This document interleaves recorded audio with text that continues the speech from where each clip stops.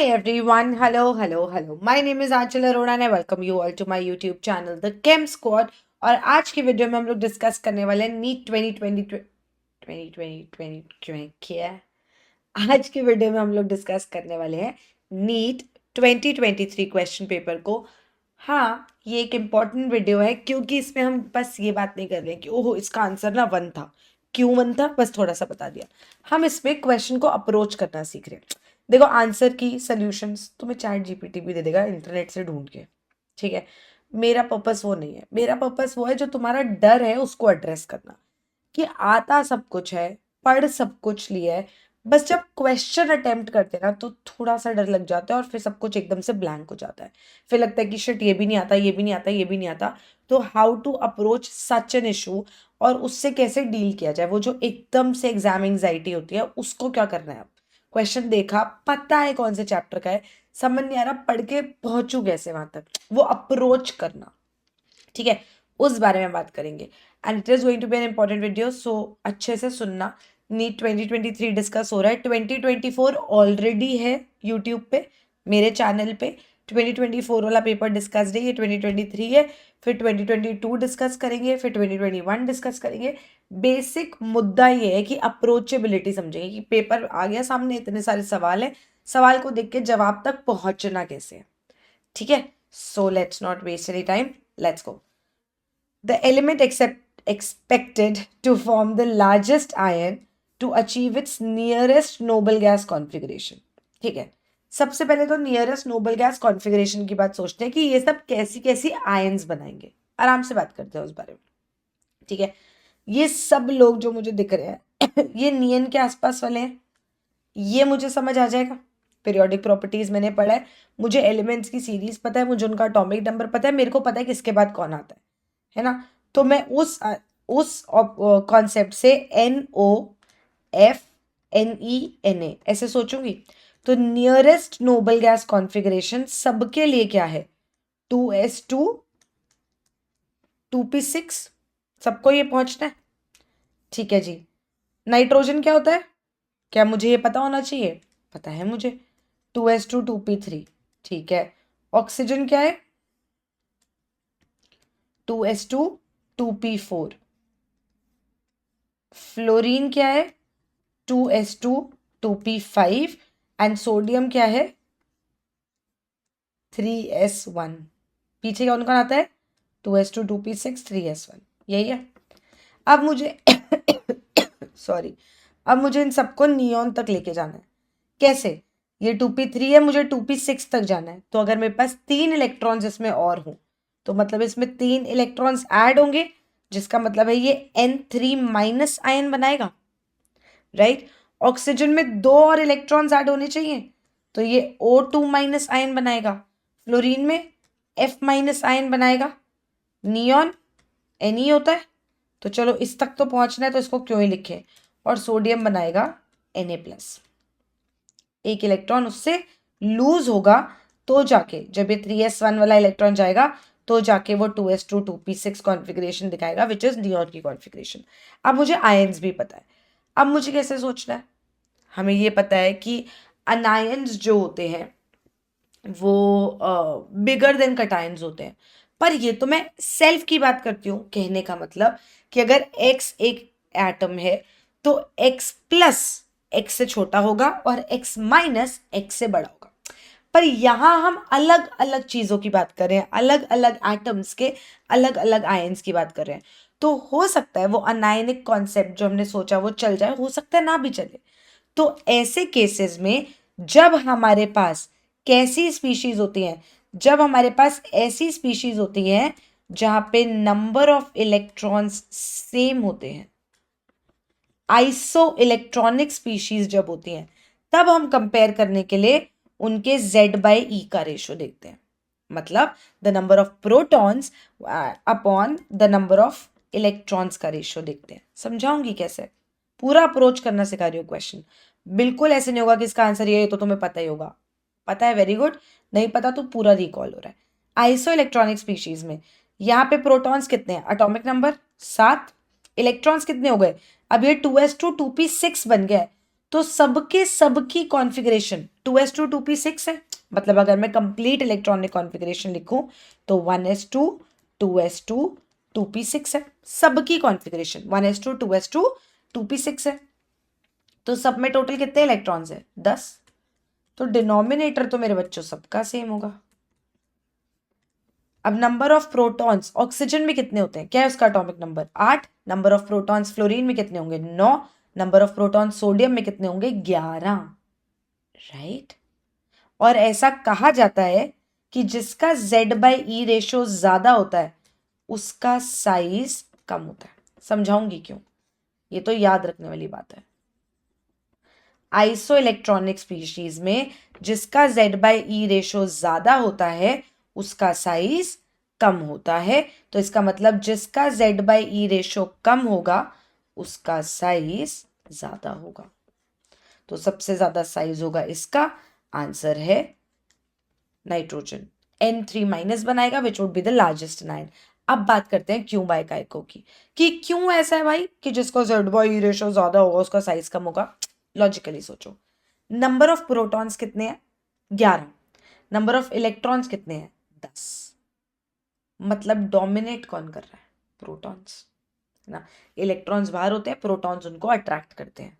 Right.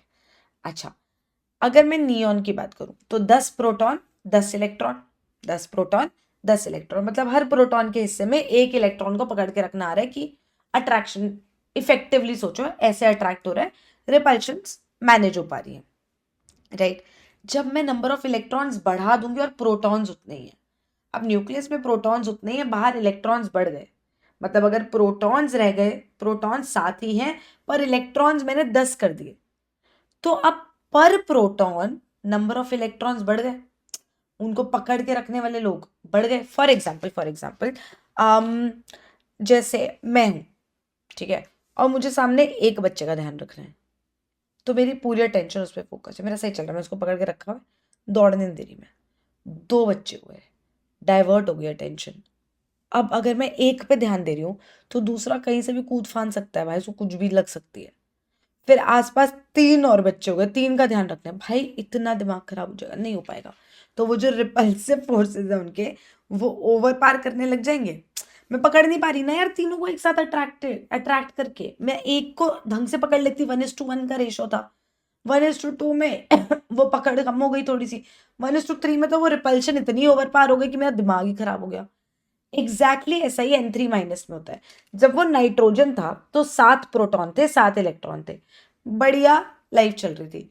जैसे जैसे electron बढ़े तो प्रोटॉन्स की पकड़ कम होने लग गई, फोर्सेस ऑफ रिपल्शन बढ़ने लग गए, और इस वजह से वो दूर दूर होने लग गए एक दूसरे से, साइज बढ़ गया। ऐसे सोचो, तो N3 माइनस का साइज सबसे बड़ा है। तो जब प्रोटॉन्स कम रह जाए और इलेक्ट्रॉन ज्यादा हो तो इफेक्टिव साइज इसलिए बढ़ जाता है। ठीक है जी। Z/E रेशियो कब घटेगा? जब Z कम हो और E ज्यादा हो, न्यूमरेटर कम डिनोमिनेटर ज्यादा। नेक्स्ट क्वेश्चन देखते हैं, द रिलेशन बिटवीन NM अब ये वाला जो है ये तो डायरेक्ट फॉर्मूला क्वेश्चन है। NM and sorry and azimuthal quantum number L और NM के बीच का रिलेशन चाहिए मुझे। अगर मैं भूल गई हूँ फॉर्मूला, अब मैं क्या करूँ? अगर मैं भूल गई फॉर्मूला, तो अगर L की वैल्यू 1 होती है तो मुझे पता है कि जो ML होता है, ये जो NM इसमें लिखा है और NM लिख देते हैं, ये होता है -1 0 +1, है ना, which is Px Py Pz orbitals. अच्छा, अगर सब शेल 2 है तो ML की क्या वैल्यूज होती है? -2 -1 0 +1 +2। ठीक है, तो इसका मतलब अगर अगर अगर L इज इक्वल टू 1 है तो ML की वैल्यूज होती हैं 3, और अगर L इज इक्वल टू 2 है तो ML की वैल्यूज हैं कितनी? 5। तो इसका मतलब ट्वाइस ऑफ L +1 का आ रहा है ML की वैल्यू। यही फॉर्मूला है। अगर भूल गए तो ऐसे अप्रोच करो, डर जाओगे तो दिक्कत हो जाएगी। इससे अच्छा लॉजिक में चले जाओ, तो क्या हो जाएगा? NM is equal to 2l+1 होता है। तो 2l is equal to nm-1 होगा। l is equal to nm-1/2। Answer was option 4। If you forget the formulas, this is how you approach such questions. पूरा स्ट्रक्चर ऑफ एटम तुम्हें करवाया हुआ है, पूरा ये सब कुछ दिया हुआ है। क्वांटम नंबर्स कैसे अप्रोच करने हैं, क्या स्टोरी लाइन है उसके पीछे, कैसे फॉर्मूलाज डिराइव होते हैं, इन सब पे वीडियोस है। गो वॉच देम। ये सब मक्खन लगेगा, फिर इतना कॉन्सेप्ट लगाना ही नहीं पड़ेगा, फिर भी अप्रोचेबिलिटी बता रही हूँ। अगला सवाल, विच amongst the following options is correct graphical representation of Boyle's law. Boyle's law पे पहले चले जाओ, कहता क्या था। बॉयल्स लॉ कहता था कि यार अगर for a given mass of gas, मतलब नंबर ऑफ मोल्स अगर फिक्स्ड हो and at a particular temperature, isothermal mechanism के लिए, तो pressure inversely proportional to volume होता है गैस का, है ना। जिसका मतलब है P is equal to K/V होता है, या फिर PV is equal to constant होता है, जिसका मतलब है P1V1 is equal to P2V2 आ जाता है। ये हमें पता है। अब क्योंकि P is inversely proportional to V, तो मुझे पता है कि अगर मैं P वर्सेस V का ग्राफ लगाऊंगी तो वो ऐसे आएगा, राइट। P वर्सेस V का ग्राफ ऐसे आएगा। या फिर अगर मैं P is equal to K into 1/V की फॉर्म में लिखूं एंड P वर्सेस 1/V का ग्राफ लगाऊं, P वर्सेस 1/V का ग्राफ, तो वो लीनियर आएगा, इंक्रीजिंग, राइट। यहां तक मुझे समझ आ गया। अब प्रॉब्लम ये है कि यहाँ पे टेम्परेचर्स की गेम दी हुई है, साथ में टेम्परेचर्स की गेम दी हुई है। अब Boyle's law pressure versus temperature तो नहीं हो सकता है, एंड P वर्सेस 1/V का ग्राफ ऐसे नहीं हो सकता है। तो या तो आंसर 1 है या तो आंसर 4 है। सोचना कैसे है। अब मैं इस क्वेश्चन को कैसे सोचूं, समझो मेरी बात। जब आप एक ऐसा ग्राफ बनाते हो, P वर्सेस V का ग्राफ, और आपको डिफरेंट टेम्परेचर्स की बात करनी होती है, ध्यान से समझना क्वेश्चन अप्रोच कैसे करना है। डिफरेंट टेम्परेचर्स की बात करनी होती है, जैसे यहाँ पे दिया हुआ है T3, T3, T2, T1, T3, approach कैसे करना है, बिल्कुल नहीं घबराना है। सो सॉरी यार, नॉट वेल। हमें हमें बॉयल्स लॉ पता है, हमें चार्ल्स लॉ पता है, हमें गेल-यूसैक्स लॉ पता है। हमें ये पता है अगर मैं वॉल्यूम कांस्टेंट कर दूं for a fixed moles of gas, तो उस केस में pressure directly proportional to temperature होता है ना। तो अगर मैं वॉल्यूम फिक्स कर दूं बच्चे, तो ये सब में चाहे वो ये वाली वैल्यू हो, चाहे ये वाली, वॉल्यूम सब में एक जैसी है, ठीक है। तो मैंने इसी ग्राफ में ऐसा खेल खेला कि मैंने वॉल्यूम फिक्स कर दी और मैंने टेम्परेचर के कॉरस्पॉन्डिंग प्रेशर देखा। मान लो ये T1 के कॉरस्पॉन्डिंग P1 प्रेशर है, T2 के कॉरस्पॉन्डिंग बेटा P2 प्रेशर है, और T3 के कॉरस्पॉन्डिंग ये P3 प्रेशर है। हमें ये पता है कि for a fixed amount of gas अगर मैं वॉल्यूम फिक्स कर दूं तो मेरा प्रेशर और टेम्परेचर डायरेक्टली प्रोपोर्शनल आना चाहिए, जिसका मतलब है कि प्रेशर बढ़ेगा तो टेम्परेचर बढ़ेगा, राइट। गेल-यूसैक्स लॉ के अकॉर्डिंग यही है। अब प्रेशर ऐसे बढ़ रहा है, इसका मतलब है P1 is greater than P2 is greater than P3, which implies T1 should be greater than T2, which should be greater than T3. Directly proportional है बिकॉज ये अब यहाँ पे T1 को सबसे छोटा दिया हुआ है, तो ये तो नहीं हो सकता है। इधर बात करते हैं, यहाँ पे अगर मैं वॉल्यूम फिक्स करूं, ये वॉल्यूम मैंने फिक्स कर दी, V फिक्स हो गया तो 1/V भी फिक्स हो गया यार। अगर 2 एक कांस्टेंट है तो 1/2 भी तो एक कांस्टेंट नंबर है ना, ठीक है। तो ये T3, ये T2 के कॉरस्पॉन्डिंग, ये T1 के कॉरस्पॉन्डिंग। मान लो T3 के कॉरस्पॉन्डिंग P3, T2 के कॉरस्पॉन्डिंग P2 और T1 के कॉरस्पॉन्डिंग P1। कौन सबसे बड़ा है? P3। तो कौन सबसे बड़ा होगा? T3। तो आंसर आ जाएगा इसका 1, ठीक है। This is how you approach the problem. Next question अगर हमें दिया हुआ है, इसको मैं थोड़ा जूम कर दूं ताकि तुम्हें दिख जाए question. The given compound is, अब ये ऐसा क्वेश्चन है जिसमें मुझे ऑलरेडी पता होना चाहिए था कि अराइल का क्या मतलब है, अलाइल का क्या मतलब है, विनाइलिक पोजीशन का क्या मतलब है, प्रोपार्जिलिक पोजीशन का क्या मतलब है, बेंजाइलिक पोजीशन का क्या मतलब है। तो इसमें हम जब नॉमेनक्लेचर पढ़ते हैं तो हमें इन चीज़ों का ध्यान रखना है, क्योंकि देख लो डायरेक्ट क्वेश्चन आता है। अब इसमें कोई कॉन्सेप्ट ही नहीं है यार, इसमें अप्रोच सिर्फ तुम्हारी मेमोरी बेस्ड है कि क्या तुमने नॉमेनक्लेचर पढ़ते हुए इन चीज़ों पे ध्यान दिया था कि नहीं दिया था, सिर्फ इस बारे में है ये क्वेश्चन। बेंजीन के ऊपर लगा हुआ कार्बन बेंजाइलिक कार्बन होता है, मतलब ये बेंजाइलिक पोजीशन होती है, ठीक है। डबल बॉन्ड वाला कार्बन जो होता है विनाइलिक पोजीशन होती है।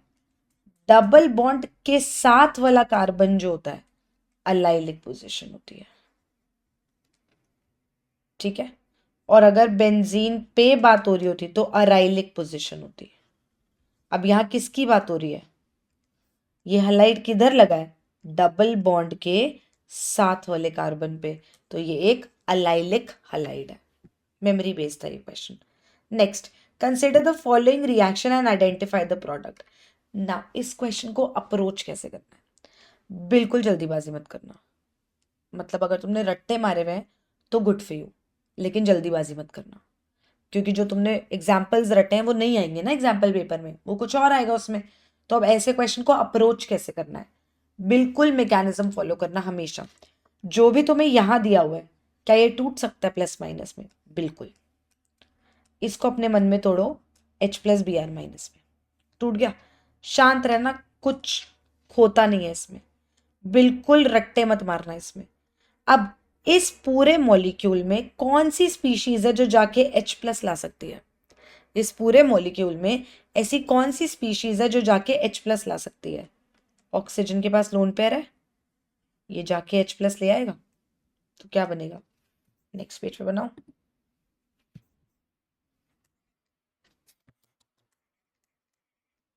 CH3 CH3,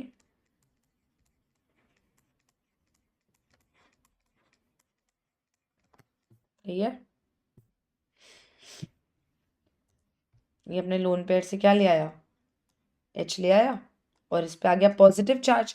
ऑक्सीजन जब दो बॉन्ड बनाता है तो वो न्यूट्रल होता है, और ऑक्सीजन जब तीन बॉन्ड बनाने लगता है तो उस पर पॉजिटिव चार्ज आ जाता है, H3O प्लस आयन, तो इस पर पॉजिटिव आ गया, ये एक अच्छा लीविंग ग्रुप हो गया।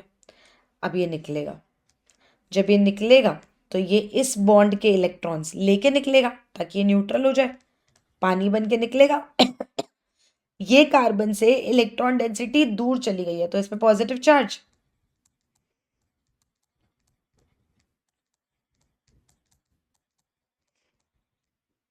परफेक्ट। अब ये है एक 2 डिग्री कार्बोकटायन। क्या मैं इस मॉलिक्यूल में ऐसा कुछ भी कर सकती हूँ कि मैं इस कार्बोकटायन को रीअरेंज करके एक बेटर मॉलिक्यूल बना पाऊँ, सॉरी एक बेटर कार्बोकटायन बना पाऊँ। क्या मैं इस कार्बोकटायन में ऐसा कुछ भी कर सकती हूँ, ऐसी कोई भी चीज शिफ्ट कर सकती हूँ जिससे एक बेटर और मोर स्टेबल कार्बोकटायन बन जाए। We have done carbocation rearrangement, YouTube पे भी वीडियोस हैं।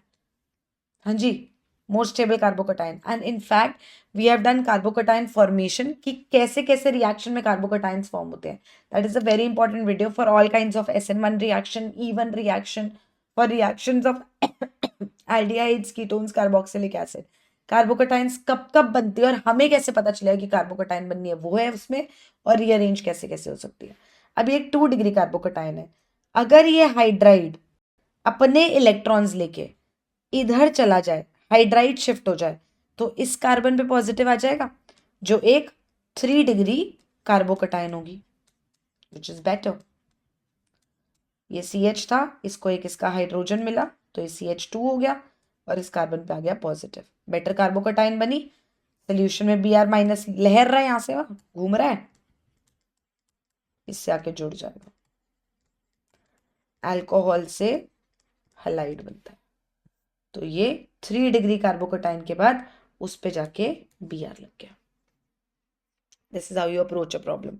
रट्टे कम मारा करो, ऑर्गेनिक एक बार समझ आ गई ना कार्बोकटायन कैसे बनती है और क्या होता है, तो बहुत ईजी है। The conductivity of a centimolar solution, centi क्या हुआ भैया, इंसानों वाला नहीं यार, सॉल्यूशंस वाला। सेंटीमोलर ये होगा। डेसीमोलर क्या होता है?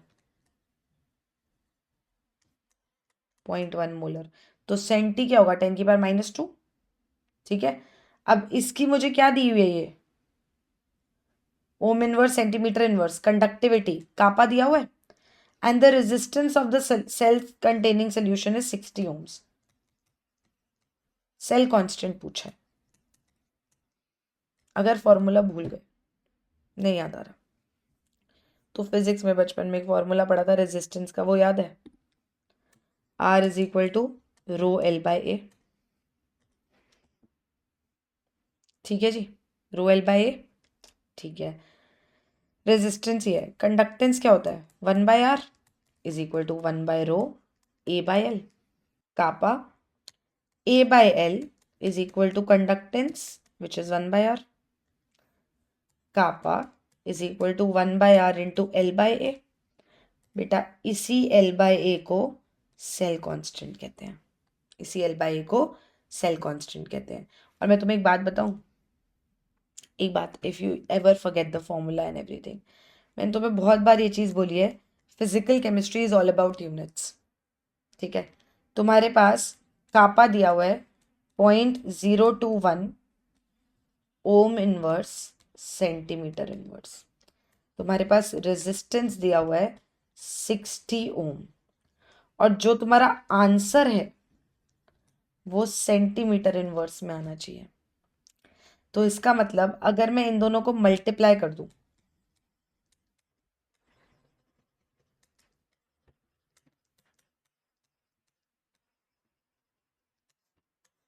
तो मेरा काम बन गया into 60। This is my answer. जो फॉर्मूला से भी यही आएगा, देखो x is equal to kappa into R. तो अगर कभी एग्जैक्ट फॉर्मूला भूल जाओ तो पहली बात तो रेजिस्टेंस से शुरू कर देना। रेजिस्टेंस का ऑपोजिट इनवर्स होता है कंडक्टेंस, और रेजिस्टिविटी का इनवर्स होता है conductivity. Kappa is equal to 1/ρ, G is equal to 1/R। ये भी यूज कर लोगे तो भी आ जाएगा तुम्हारा आंसर, ये पक्की बात है। अगर फिर भी कंफ्यूजन होता है कि नहीं मैं श्योर नहीं हूं, तो यूनिट्स का खेल है भैया सब कुछ। सेंटीमीटर इनवर्स में आंसर लाना है, कैसे आएगा? R इंटू कापा करोगे, ओम ओम इनवर्स कट जाएगा, सेंटीमीटर इनवर्स में आंसर आ जाएगा। This is how you play smartly. ठीक है, it's not all hard work, it is smart work. ठीक है जी। The number of sigma bonds, pi bonds and lone pair of electrons in pyridine. Pyridine की बात करते हैं। सॉरी, पिरिडीन ये होता है। अब यहाँ पे बहुत ज़रूरी चीज़ है, हमें ऐसे बनाने की आदत है और हमारे लिए बात खत्म हो जाती है। ठीक है, हमें ये याद करना होता है कि इसमें हाइड्रोजन कहाँ कहाँ हो सकता है। नाइट्रोजन पे हाइड्रोजन तो नहीं है, कैसे पता चलता है? हमें पता है नाइट्रोजन न्यूट्रल है। नाइट्रोजन जिंदगी में जब भी 3 बॉन्ड बनाता है तो उसके पास एक लोन पेयर होता है और वो न्यूट्रल होता है। यही नाइट्रोजन अगर 4 बॉन्ड बनाने लगता है, जैसे NH4+, तो उस पर प्लस आता है। तो अगर नाइट्रोजन ये 3 बॉन्ड बना रहा है तो वो न्यूट्रल है, 4 बॉन्ड बना रहा है तो उस पर प्लस आ रहा है। क्योंकि ये न्यूट्रल है तो गिनना जरा, 1 2 3 बॉन्ड इसके हो गए, तो इस पर एक लोन पेयर होगा। परफेक्ट। कार्बन कितने बॉन्ड बनाता है? 4। ये कार्बन को देखो, 1 2 3, तो इसके पास एक H होगा। ऐसे ही इस कार्बन को देखिए, 1 2 3, इसके पास एक H होगा। इस कार्बन को देखिए, 1 2 3, एक H होगा। इस कार्बन पे भी एक H होगा और इस कार्बन पे भी एक H होगा। सिग्मा बॉन्ड्स गिने? सिग्मा बॉन्ड्स, 1 बॉन्ड, 2 बॉन्ड, 3 4 5 6 हो गए, 7 8 9 10 11 बॉन्ड्स हो गए। 11 सिग्मा, 3 पाई, एक लोन पेयर। दिख गया? तो हमारा आंसर आएगा 11 सिग्मा 3 पाई एक लोन पेयर। कोई दिक्कत नहीं होनी चाहिए। Next, Given below are two statements. One is labeled as assertion and the other is labeled as reason. Metallic sodium dissolves in liquid ammonia, giving a deep blue solution, which is paramagnetic. वो ये कह रहा है. Step 1 है ये. Second, the deep blue solution is due to the formation of amide.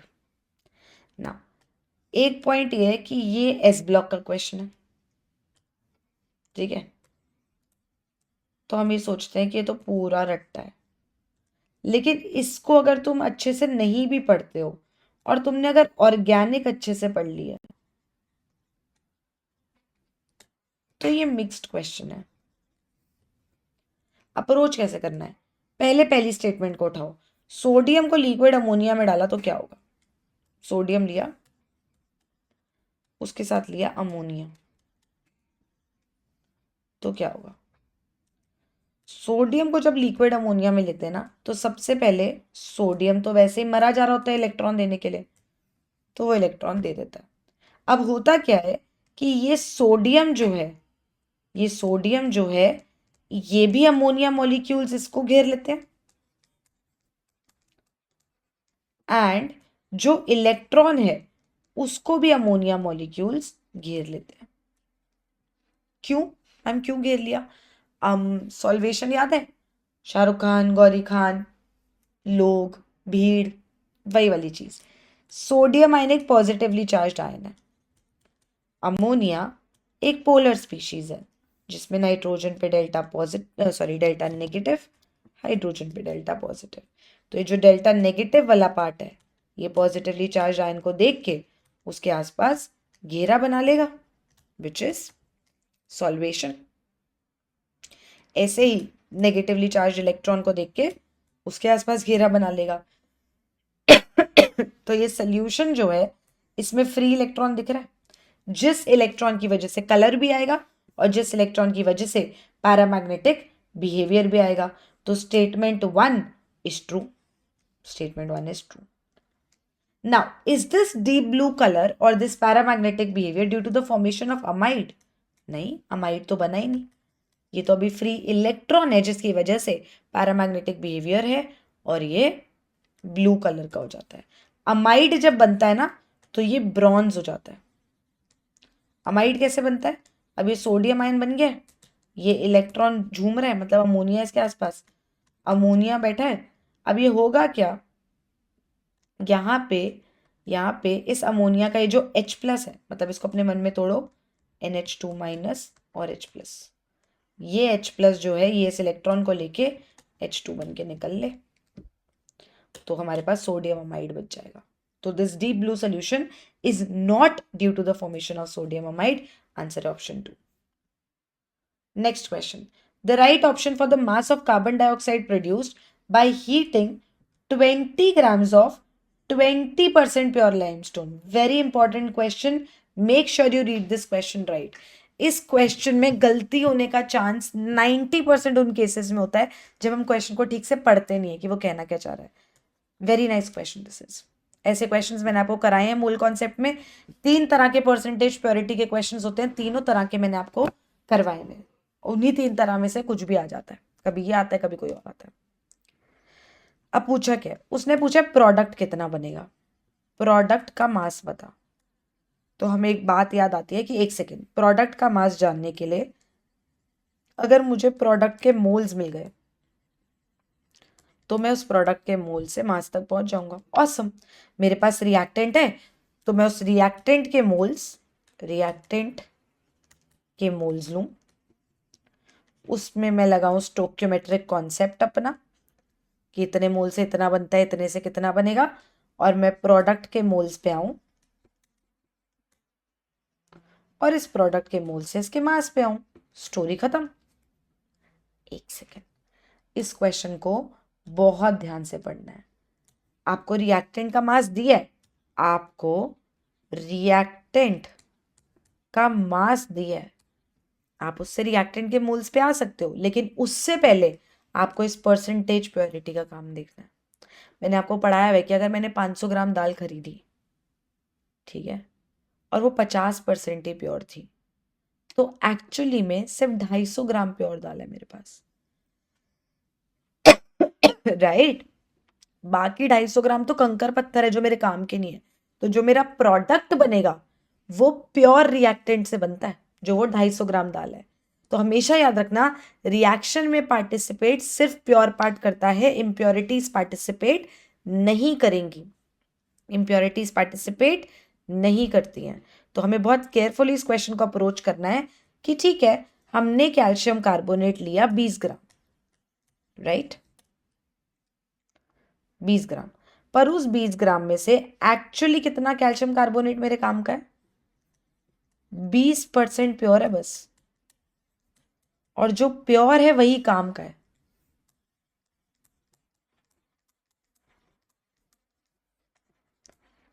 4 ग्राम काम का है, only 4 gram participates in the reaction, the rest is just useless for you. तो एक्चुअली तुम इस 4 ग्राम के अकॉर्डिंग मोल्स निकालोगे, तो number of moles of calcium carbonate कितना गिवन है तुम्हें? Not 20 upon molar mass, but 4 grams upon molar mass of calcium carbonate. Given mass is 4 grams. Only the pure part reacts in the reaction. ठीक है जी। तो अब मैं reaction लिखूंगी, और मैं बस, अब तो वही वाली गेम है जो खेलते हो। ये बैलेंस्ड इक्वेशन होनी चाहिए, वो लाइबल नहीं है तुम्हें बैलेंस्ड इक्वेशन देने के, पर तुम्हें इतने अक्ल होनी चाहिए कि रिएक्शन बैलेंस करना है हमेशा। 1 मोल से 1 मोल मिलता है, तो 0.04 मोल से 0.04 मोल ऑफ कार्बन डाइऑक्साइड मिलेगा, राइट। 0.04 मोल से मास कितना आएगा? Number of moles into molar mass. तो इतने ग्राम तुम्हारा आंसर आ जाएगा, तुम्हारा आंसर आ जाएगा 1.76 ग्राम्स। ठीक है, next question. Intermolecular forces of attraction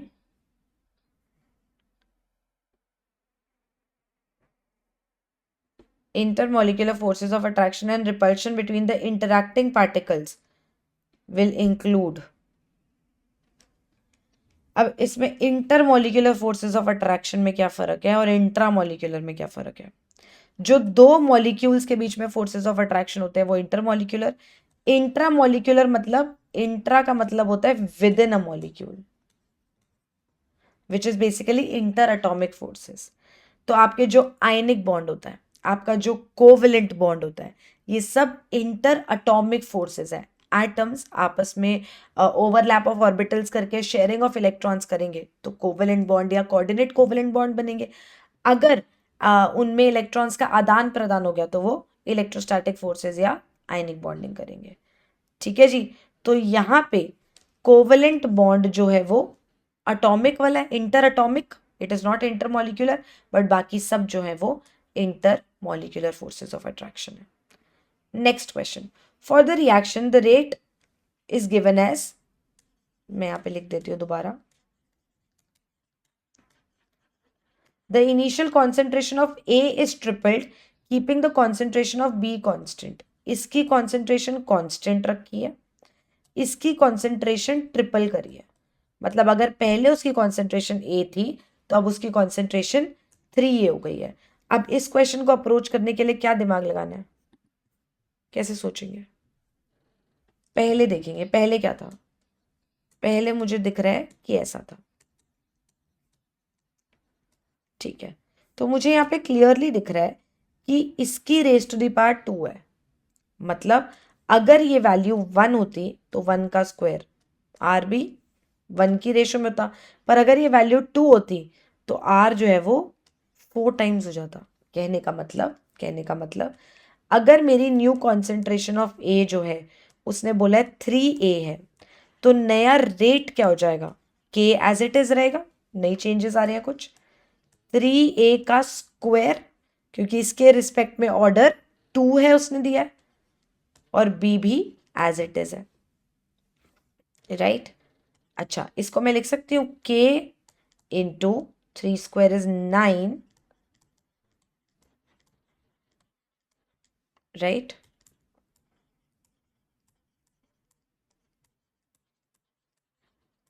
right, तो R dash is equal to previous वाले का 9 टाइम्स, ये आर ही तो है बेटा, तो मतलब रेट बन जाएगा increases by a factor of 9। Next question, चलो। Weight of 2 moles of an organic compound which is obtained by heating sodium ethanoate with sodium hydroxide in the presence of calcium oxide। अरे बाप रे, तो देख के डरना लग जाए। कोई बात नहीं, हमें पता है सोडियम इथेनोएट क्या होगा, इथेनोइक एसिड का सोडियम सॉल्ट, है ना। इथेनोइक एसिड हमें पता है, डरना क्यों है, ये होता है इथेनोइक एसिड, इसका सोडियम सॉल्ट, मतलब ये इसमें हमने डाला sodium hydroxide in the presence of calcium oxide. एक सेकेंड एक सेकेंड एक सेकेंड, ये तो मुझे आता है क्या है, ये तो डी कार्बोक्सिलेशन रिएक्शन है, जिसका मतलब मेरा प्रोडक्ट बनेगा मीथेन, राइट राइट। वो कह रहा है ये जो बना ये 2 मोल है, तो इसका मास कितना होगा। क्वेश्चन सिंप्लीफाई करो ना अपने लिए। उसने बोला इसको गर्म किया, हमने कहा अरे ये तो डीकार्बोक्सिलेशन है, रुक जा रुक जा रुक जा, इसको तूने गर्म किया ना, मीथेन बनेगा। अब वो कह रहा है 2 मोल मीथेन बन रहा है। अब हमें पता है 1 मोल मीथेन जो होता है 16 ग्राम होता है, तो 2 मोल कितना होगा, 32 ग्राम। आंसर आ गया ए। अपने लिए सिंप्लीफाई करो ना, क्वेश्चन खराब क्यों कर रहे हैं हम उसको, ठीक है। नेक्स्ट क्वेश्चन भी ऐसे से सोचना है। अब इसमें HCN डाला, डालते हैं हम, हमें हमें नहीं पता क्या होना है, हमें भी पता ही नहीं है, पर हमें क्वेश्चन अप्रोच करने में डर नहीं लगना चाहिए। हम अपने मन में HCN को तोड़ेंगे, क्योंकि हमें पता है एसिड है, टूट सकता है। हम इसको तोड़ेंगे H plus plus CN minus में। अब हम खुद से पूछेंगे कि यार इस मॉलिक्यूल में कुछ भी ऐसा है जो H प्लस के लिए दौड़ेगा। ऑक्सीजन के पास लोन पेयर है, कहेगा चलिए हाइड्रोजन लेके आया तो 3 बॉन्ड बनाने लगा, उस पर पॉजिटिव चार्ज आ गया। अब इसमें पॉजिटिव आ गया तो इसको ये पॉजिटिव हटाना है, ऑक्सीजन इलेक्ट्रोनेगेटिव एलिमेंट है, कह रहे शिट मेरे पे पॉजिटिव तो बहुत बड़ी चीज है। CN माइनस कहेगा अरे अरे रुकिए रुकिए, coming to the rescue. CN minus इस कार्बन पे अटैक करेगा ताकि ये बॉन्ड ऑक्सीजन को मिल जाए, एंड फाइनली हमें क्या मिलता है, CN भी लग जाता है, OH भी लग जाता है। अब OH का एक ही बॉन्ड बचेगा और एक बॉन्ड CN ने अभी अभी बनाया है, तो ये बन गया। किधर गया भाई, क्वेश्चन ही घूम गया क्या मेरे से, ये रहा। ये बनाया। अब इसमें कॉन्सेंट्रेटेड H2SO4 डाल के हीट किया तो क्या होगा, कॉन्सेंट्रेटेड H2SO4। अब कॉन्सेंट्रेटेड H2SO4 कुछ तो पानी होगा उसमें, जिसकी वजह से पहले इसका होगा हाइड्रोलिसिस, और हमें ये पता है कि जब हम साइनाइड को हाइड्रोलाइज करते हैं तो वो क्या बनता है, कार्बोक्सिलिक एसिड। तो अब हमारे पास है अल्फा हाइड्रोक्सी कार्बोक्सिलिक एसिड। अब हमारे पास है अल्फा हाइड्रोक्सी कार्बोक्सिलिक एसिड। और जब भी बेटा अल्फा हाइड्रोक्सी कार्बोक्सिलिक एसिड को हीट करते हैं तो हमने क्या पढ़ा है, क्या होता है, क्या होता है, डिहाइड्रेशन। बेसिकली हमें मिलेगा ये, कैसे, अब मुझे कैसे पता, शायद मुझे नहीं पता, मुझे कोई बात नहीं। H2SO4 है, मैंने बोला ना कार्बोकटाइन बनाने के तरीके सोचो अपने मन में, और हीट है, ठीक है। H2SO4 अपने मन में तो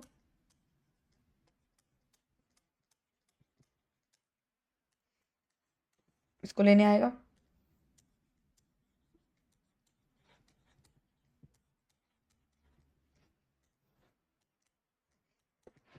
लीविंग ग्रुप बन गया, बीटा पे हाइड्रोजन है, एलिमिनेशन के चांसेस है, ठीक है। अब होगा क्या, मतलब वो elimination E1 E2 E1 CP जो भी होगा क्या, ये बीटा हाइड्रोजन को HSO4 माइनस लेने आएगा बेस, ये इधर बॉन्ड बनेगा, ये निकलेगा, तो हमारे पास पहले कार्बोकटाइन बनेगी फिर ये सब हो जाएगा, बन गया। Next, in the equation this delta gr depends on n, E cell is intensive property and delta G R is extensive property. यार ये पूरा इलेक्ट्रोकेमिस्ट्री में मैंने आपको पढ़ाया है। इंटेंसिव प्रॉपर्टीज जो अमाउंट पे डिपेंड नहीं करते, इनसे इंडिपेंडेंट, और एक्सटेंसिव प्रॉपर्टीज इसका मतलब जो अमाउंट पे डिपेंड करते हैं। डेल्टा जी एन की वैल्यू पे तो डिपेंड करेगी ना, N2 होगा तो डेल्टा जी की वैल्यू बदलेगी, N3 होगा तो डेल्टा जी की वैल्यू और बदलेगी, तो ये तो सही बात है।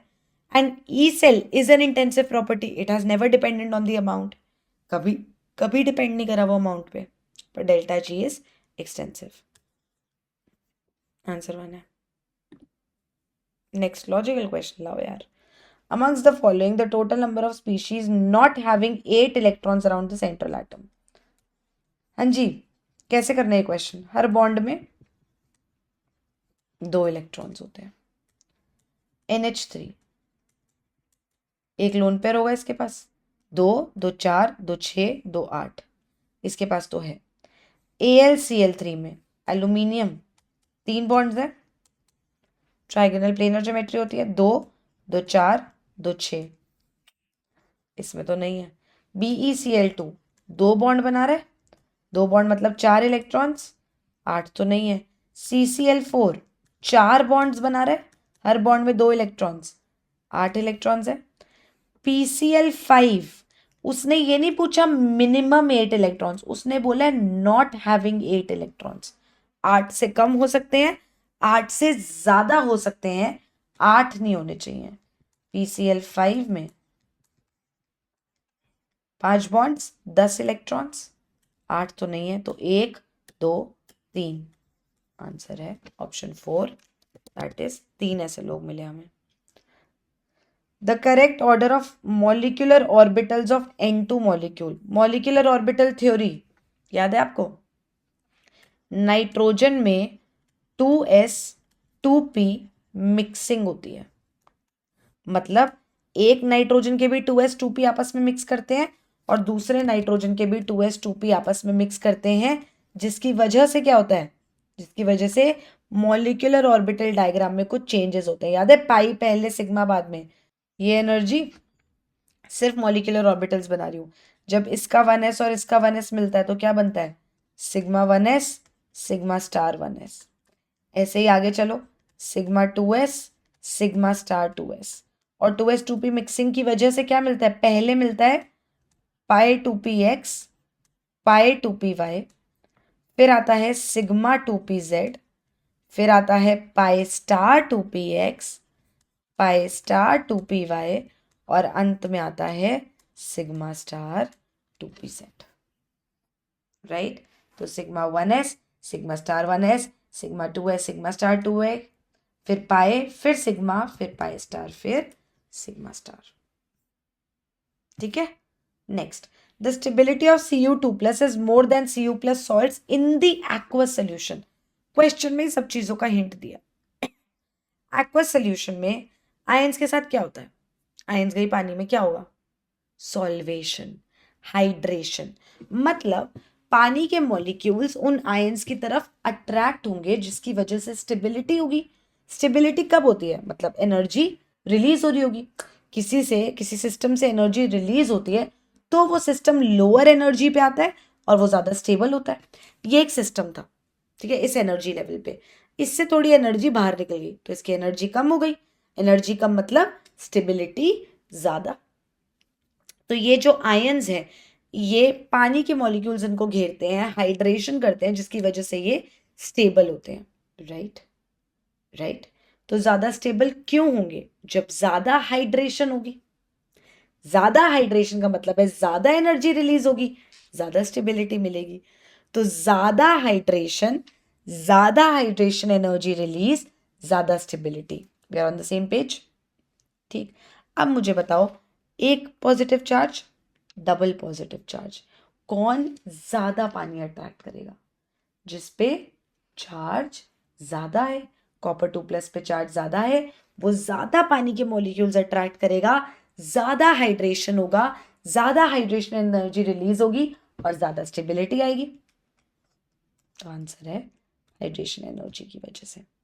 ठीक है ना? यहाँ पे प्रोडक्ट बनाना है। बेंजीन डाइजोनियम क्लोराइड है, Cu2Br2HBr दिया है, मैग्नीशियम ट्राईथर दिया, पानी दिया।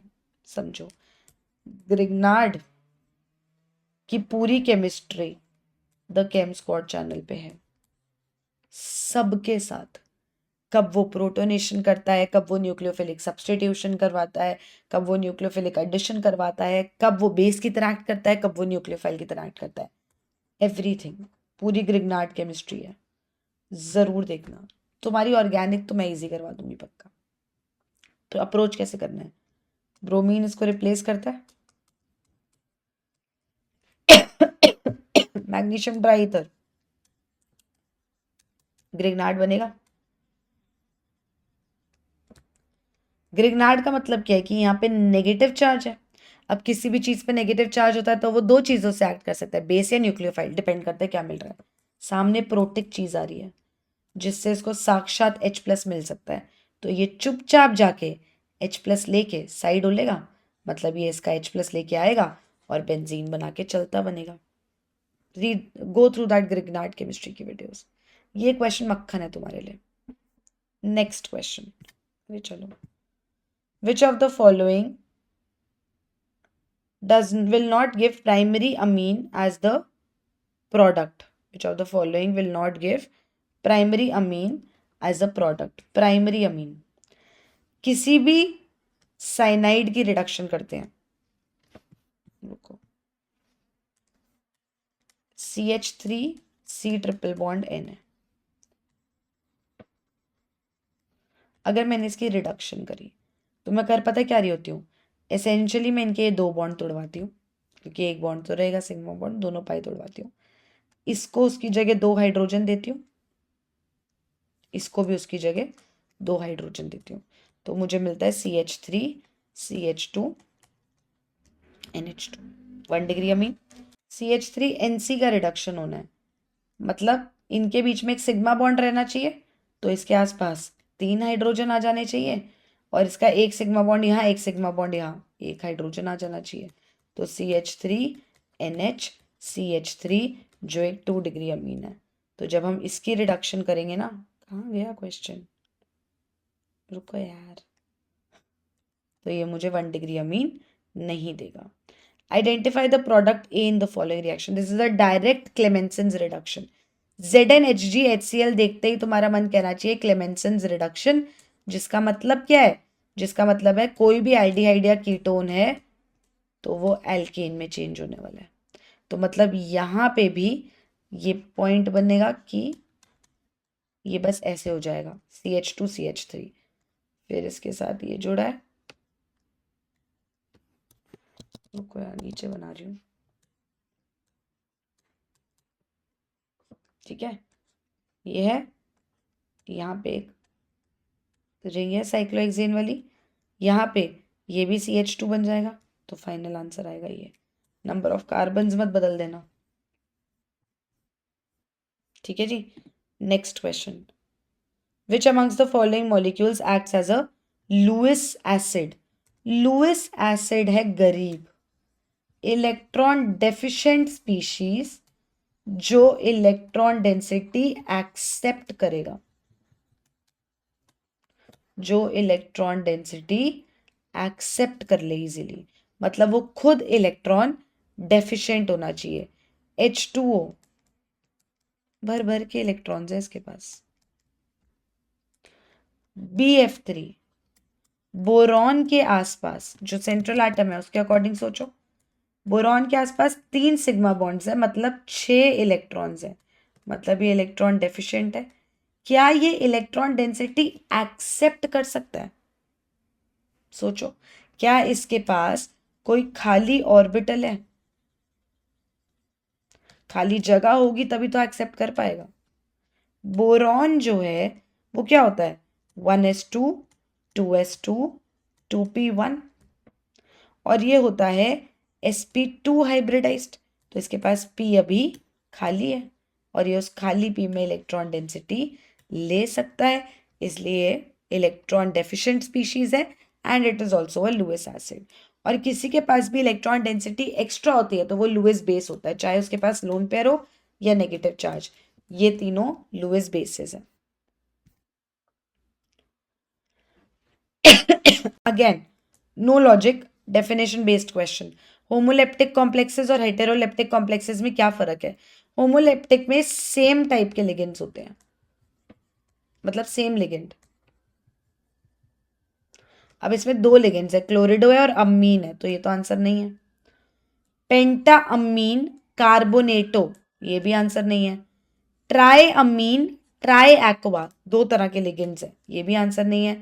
पोटेशियम जो कटायनिक पार्ट है, ट्राई ऑक्सिलेटो एल्यूमिनेट, एक ही टाइप का लिगेंड है ऑक्सिलेटो। Assertion: a reaction can have zero activation energy. Reason: the minimum extra amount of energy absorbed by the reactant molecule so that their energy becomes equal to the threshold value is activation energy. क्या ये statement true है? What is activation energy? देखो, कोई भी reaction का step होने के लिए या कोई भी रिएक्शन आगे प्रोसीड करने के लिए रिएक्टेंट्स के पास एक मिनिमम एनर्जी होनी चाहिए। उस मिनिमम एनर्जी को हम थ्रेशोल्ड एनर्जी कहते हैं। सही बात है। अब अगर रिएक्टेंट्स के पास वो मिनिमम एनर्जी है तो क्या उसको एक्टिवेशन एनर्जी चाहिए होगी? क्या होती है एक्टिवेशन एनर्जी? अगर मिनिमम एनर्जी इतनी चाहिए पहाड़ी क्रॉस करने के लिए, रिएक्शन करने के लिए, और मेरे पास इतनी एनर्जी है, तो जो एक्स्ट्रा एनर्जी मुझे बाहर से चाहिए इस पहाड़ी की चोटी तक पहुंच के इसको क्रॉस करने के लिए, वो एक्टिवेशन एनर्जी होती है, जो एक्स्ट्रा एनर्जी चाहिए। पर अगर मेरे पास ऑलरेडी इतनी एनर्जी है तो क्या मुझे एक्टिवेशन एनर्जी चाहिए? नहीं, मेरे पास ऑलरेडी थ्रेशोल्ड एनर्जी जितनी एनर्जी है, राइट? तो एक्टिवेशन एनर्जी जीरो हो सकती है ना? सही बात है। और एक्टिवेशन एनर्जी की डेफिनेशन तो हमें पता ही है, लेकिन क्या वो सही रीजन है? नहीं यार, वो तो डेफिनेशन है। रीजन तो मैंने अभी तुम्हें दिया कि अगर अगर रिएक्टेंट की एनर्जी जो है वो थ्रेशोल्ड एनर्जी के इक्वल है तो हमें एक्टिवेशन एनर्जी नहीं चाहिए। ये है रीजन। ये थोड़ी लिखा है उसमें, तो डेफिनेशन लिखी है एक्टिवेशन एनर्जी क्या होती है। तो बात तो दोनों सच है, लेकिन वो रीजन नहीं है। Next question, select the correct statement for the following. Atoms of all elements are composed of two fundamental particles. सही है या गलत है? दो दो फंडामेंटल पार्टिकल्स, पक्का? सब एलिमेंट्स के? न्यूट्रॉन भूल गए? तो ये तो नहीं हो सकता। The mass of an electron is, सही बात है, ये तो मान लिया चलो तुमको। All the isotopes of a given element show the same chemical properties. Isotopes क्या होते हैं, पहले इस बारे में बात करते हैं। Isotopes are atoms of the same element with same atomic number but different masses. इसका मतलब नंबर ऑफ प्रोटॉन्स, एंड क्योंकि वो न्यूट्रल है तो नंबर ऑफ इलेक्ट्रॉन सेम है। अब अगर नंबर ऑफ इलेक्ट्रॉन सेम है तो उनकी केमिकल प्रॉपर्टीज भी सिमिलर होंगी, तो ये बिल्कुल सही बात है। Protons and electrons are collectively known as nucleons ना, protons and neutrons are collectively known as nucleons.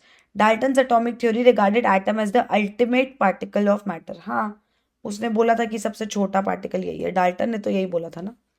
तो ये सब कॉन्सेप्ट बेस्ड थे ही नहीं यार, ये सब मेमोरी बेस्ड क्वेश्चन थे। तो आंसर आ गया इसका सी, मेमोरी बेस्ड है। Next, on balancing the given redox reaction the coefficients A B and C are respectively. जब भी बैलेंसिंग ऑफ रिडॉक्स आता है H प्लस दिया होता है ये बताने के लिए कि एसिडिक मीडियम में बैलेंस करना है। उड़ा दो जो काम का नहीं है। जिनमें चेंजेस आ रहे हैं, जिनकी ऑक्सीडेशन स्टेट में तुम्हें चेंजेस आते हुए दिख रहे हैं, उनको रख लो। यही समझाया अप्रोच। अबे पूरा रिडॉक्स पढ़ा दिया भाई यूट्यूब पे। यही अप्रोच है। ये मेरी स्केलेटल इक्वेशन है। इस स्केलेटल इक्वेशन के अकॉर्डिंग मैं इसको बैलेंस करूंगी, जिसमें मेरी ऑक्सीडेशन हाफ रिएक्शन एक तरफ चलेगा और रिडक्शन हाफ रिएक्शन एक तरफ चलेगा। तो मैं इधर चलाती हूँ मेरा ऑक्सीडेशन हाफ रिएक्शन या रिडक्शन हाफ रिएक्शन,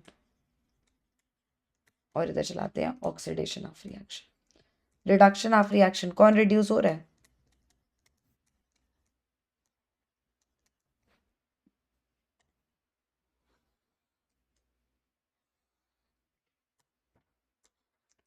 और कौन ऑक्सीडाइज हो रहा है? SO3 2- से SO4 2- है ये।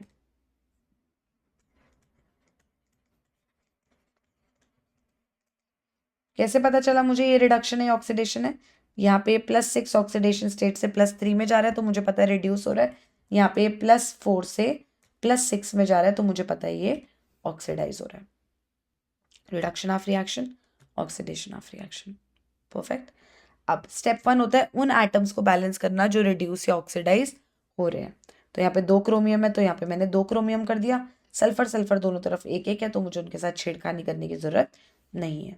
Step 2, balance oxygen on each side of the half reaction using water. ये सब कराया हुआ है मैंने। 7 ऑक्सीजन है तो इधर 7 पानी आ जाएगा ताकि यहाँ भी 7 ऑक्सीजन हो जाए। Go visit and watch the redox reactions का कॉन्सेप्ट।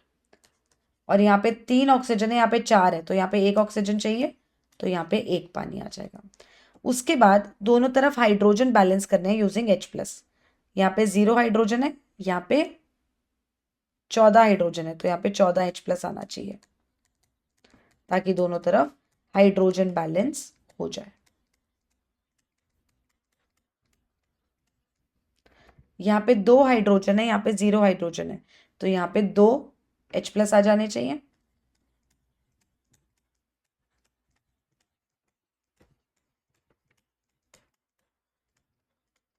हाइड्रोजन्स बैलेंस होने के बाद क्या करते हैं हम? चार्जेस बैलेंस करते हैं हर हाफ रिएक्शन में। यहाँ पे ओवरऑल चार्ज क्या है? ये 2- और ये 14+, तो ये 12+। यहाँ पे चार्ज कितना है?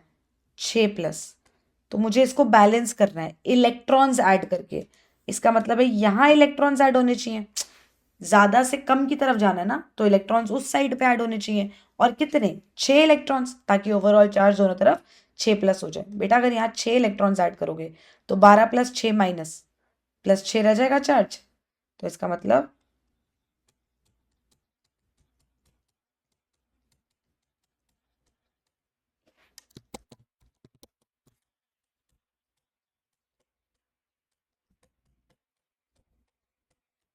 यहाँ पे ओवरऑल चार्ज 2-, यहाँ पे 2- और 2+, 0 चार्ज हो गया। तो यहाँ पे 2 इलेक्ट्रॉन्स ऐड होने चाहिए ताकि दोनों तरफ चार्ज 2- हो जाए।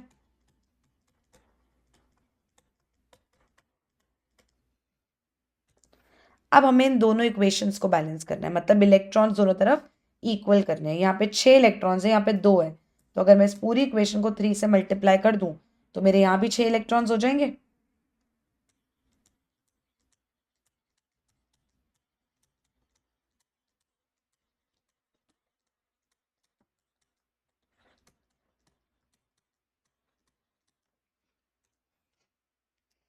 इसको एज इट इज लिख दूं।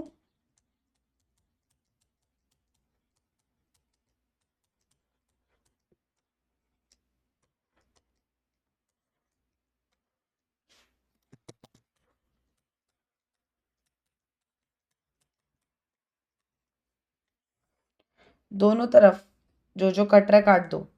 6 इलेक्ट्रॉन से 6 इलेक्ट्रॉन गए तो ओवरऑल आ जाएगा Cr2O7 2- प्लस 3SO3 2- प्लस यहाँ पे 14H+ है यहाँ पे 6 है तो फिर दोनों सब्ट्रैक्ट करेंगे तो इस तरफ 8 रह जाएंगे। यहाँ पे 3 पानी है, यहाँ पे 7 पानी है तो यहाँ पे 4 पानी रह जाएगा, बाकी एज इट इज। तो अब देखो, तो हमारे पास आ गया 2Cr3+, 2 is equal to 2A आ गया। B 3SO4 2-, तो अगर 2A इज इक्वल टू 2 है तो A इज इक्वल टू 1 आ गया। और H+ कितना है? 8, तो C इज इक्वल टू 8, इसीलिए ये C/2 है। तो हमारे पास A, B और C की वैल्यू क्या है? A इज इक्वल टू 1,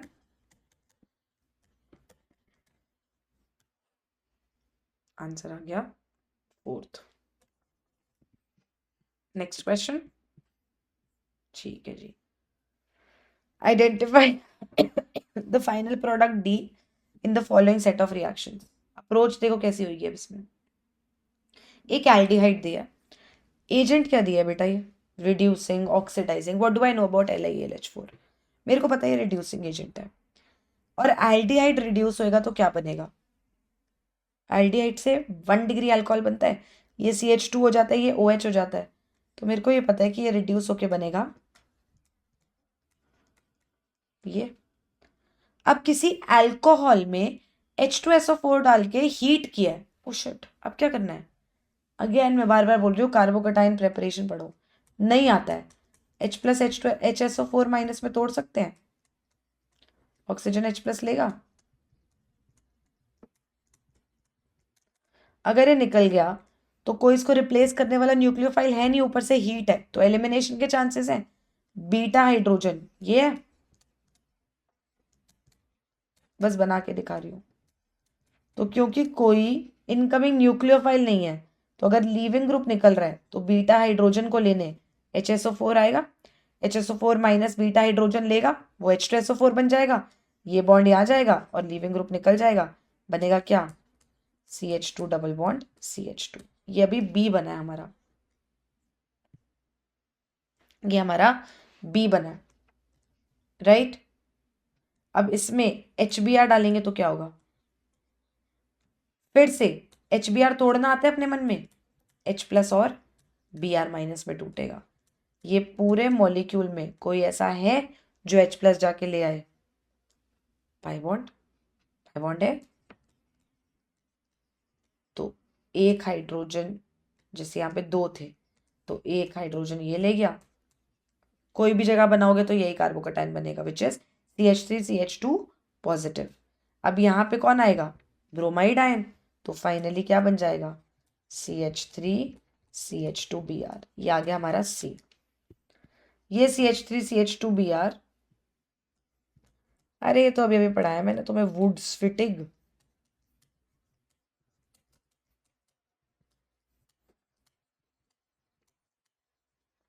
क्या होगा यहाँ पे? सोडियम ट्राईथर देखते ही फिटिग, वुड, ये सब याद आता है। ये ब्रोमीन और ये ब्रोमीन इस 2 सोडियम के साथ निकल जाएगा तो बनेगा बेंजीन रिंग पे कौन लग जाएगा?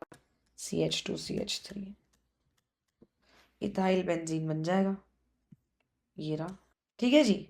ये था कॉन्सेप्ट। तो क्वेश्चन अप्रोच कैसे करना है, क्या देख के कैसे याद आएगा। अब मैं तुम्हें एक चीज बताती हूँ। अगर तुम्हें लग रहा है तुम्हारी ऑर्गेनिक वीक है, ग्रिग्नार्ड पे क्वेश्चन, ग्रिग्नार्ड का पूरा कॉन्सेप्ट है, कार्बोकेटाइन फॉर्मेशन पे पूरा कॉन्सेप्ट है, कार्बोकेटाइन रीअरेंजमेंट पे सब कुछ है, एंड पूरी GOC है। इतना तो करो पहले, प्रेपरेशन तो चल रही है अभी, ठीक है। इसी से कितनी चीजें समझ आ जाएगी, रिएजेंट से खेलना समझ आना चाहिए प्लस, ठीक है। रिएजेंट केमिस्ट्री है पूरी, कि how do I know what reagent to use where, ऐसी वीडियोस भी हैं चैनल पे, गो वॉच देम, थोड़ा कॉन्फिडेंस बिल्ड करो। फिर जब क्वेश्चन को देखो तो ये मत सोचो कि ओहो इसमें लिखा क्या है, ये सोचो मुझे इसमें से क्या समझ आ रहा है। अब वो इतना बड़ा सोडियम इथेनोएट का क्वेश्चन था जिसमें लिखा सोडियम हाइड्रोक्साइड कैल्शियम ऑक्साइड, मैंने इक्वेशन बनाई, मैंने बोला अबे डीकार्बोक्सिलेशन बोल रहा है यार, इजी हो गया क्वेश्चन। 2 मोल प्रोडक्ट बनेगा, अरे मीथेन बना रहा है, 2 मोल मास पूछा, 2 मोल मीथेन का। This is how you make it easier for your self, ठीक है। फॉर्मूला भूलने लग गए अगर, तो मैंने बोला फिजिकल केमिस्ट्री फॉर्मूला बेस्ड से ज़्यादा तुम यूनिट्स पे भी ध्यान दिया करो। वहाँ मैंने कापा इंटू आर करा, मेरा यूनिट वाइज सही हो गया, मेरा आंसर आ गया। अगर मैं भूल गई फॉर्मूला, तो जो मैं टिप्स एंड ट्रिक्स बता रही हूँ वाइल सॉल्विंग द पेपर, उन चीज़ों पे फोकस करो, आंसर्स तुम्हें कहीं भी मिल जाएंगे। बात सीखो, अप्रोच कैसे करा मैंने कैसे सोचा कि मुझे कुछ नहीं आता तो मैं क्या तोड़ू बॉन्ड, मैं कैसे सोचूं इसके बारे में, ठीक है। उस तरीके से अप्रोचेबिलिटी सीखेंगे। इसके बाद हम नीट 2022 की बात करेंगे। प्लीज़ मुझे कमेंट सेक्शन में बताना ही कैसा लगा, ये वीडियो में कैसा लगा, कुछ नया सीखने को मिला कि नहीं मिला। नेक्स्ट वीडियो में मैं आपको और क्वेश्चंस के साथ मिलूंगी 2022 के, ठीक है। I see you in the next video. Please like this video, please comment section में बताना कैसा लगा। Subscribe to the channel if you haven't already, और अगर कर लिया तो और उसे करवा दो। I see you, bye.